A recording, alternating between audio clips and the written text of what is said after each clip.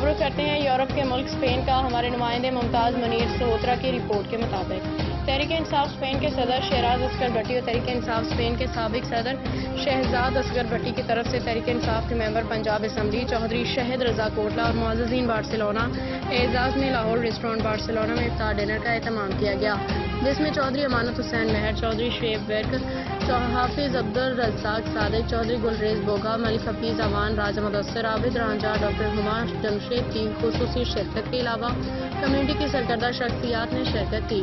افطار ڈنر کا آغاز تلاوت قرآن پاک سے ہوا، جس کی سعادت قمر بھٹ نے حاصل کی۔ میزبانوں نے معزز مہمانوں کو پھول پیش کر کے خوش آمدید کہا۔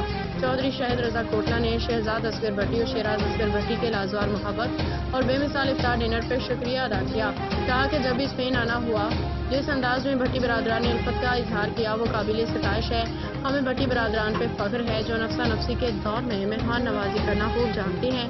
تمام احباب نے بھٹی برادران کے رزق میں برکت کے لیے نیک تمناؤں کا اظہار کیا، جبکہ شہزاد اصغر بھٹی اور شیراز اصغر بھٹی نے تمام شرکاء کا شکریہ ادا کیا جنہوں نے قیمتی وقت سے نوازا۔